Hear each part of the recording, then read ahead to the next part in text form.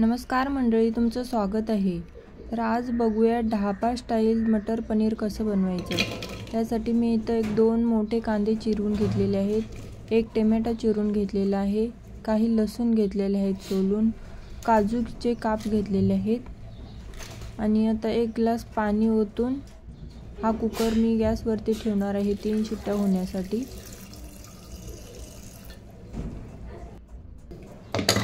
याच्या 3 शिट्ट्या होतात। तर मटर पनीर बनवण्यासाठी आपण साहित्य काय काय घेतलेले आहेत बघूया।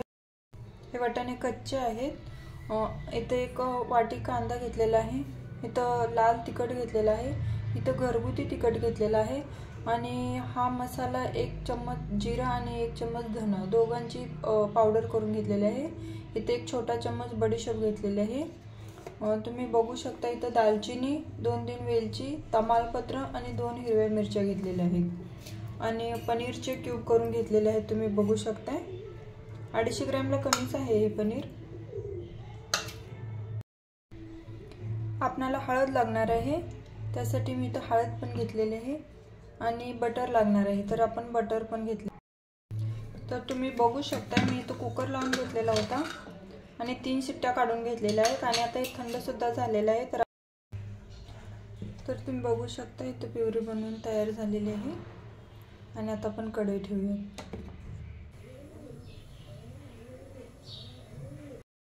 तर इथं आपण तेल टाकून घेतलेलं आहे आणि यामध्ये आता बटर टाकूया। आपलं तेल गरम झालेलं आहे आणि आता हे पण पनीर तळून घेऊया। तर त्याच्यामुळे नेहमी तळून घ्यायचं, शालो फ्राय करून घेतलं तरी चालेल। तर आता आपण तळलेलं पनीर काढून घेतलेलं आहे। दालचिनी, तमालपत्र आणि वेलची। तेल गरम असल्यामुळे ते पटकन भाजले जाते। आणि आता टाकूयात कांदा।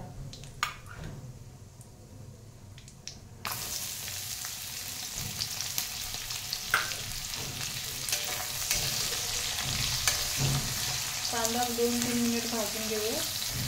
आपला कांदा कांदा भाजलेला आहे। आता प्युरी टाकून घेऊया।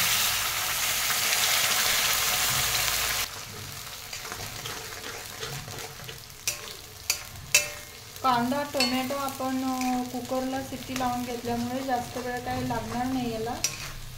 मसाला भाजताना मसाला उडतो त्यासाठी आपण इथे झाकण ठेवून घेऊया। घरगुती तिखट, लाल तिखट, धना जिरा पावडर आणि बडीशेप आणि हिरवी मिरची पण टाकून घेऊया आणि आता हे मिक्स करूया। हे सर्व मसाले व्यवस्थित मिक्स करून घेऊया। आता 2 मिनिट आपला मसाला भाजलेला आहे। आता वाटाणे टाकून घेऊया आणि 1-2 मिनिट वाटाणे आपण मसाल्यात 2 नाही 4 मिनिट वाटाणा मसाल्यात आपण वाफवून घेऊया। कच्चा वाटाणा असल्यामुळे त्याला वाफवायला तर लागणारच,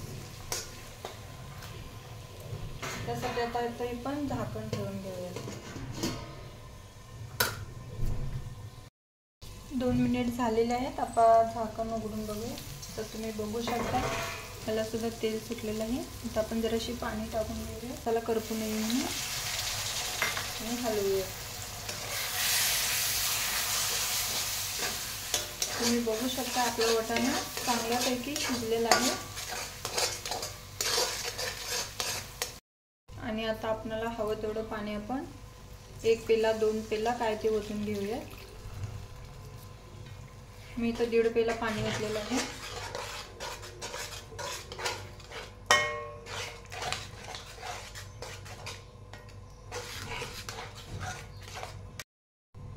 माझ्याकडे इकडे फ्रेश क्रीम आहे, ती मी बारीक करून घेते मिक्सरला। घेऊया वरून।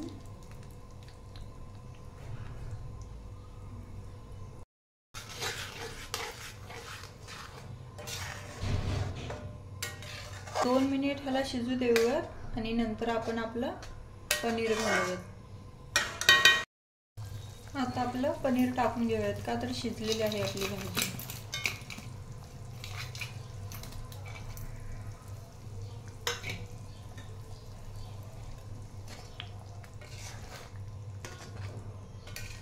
पनीर थोडंसं एका साईडून जास्त तळलं गेलं, काय हरकत नाही।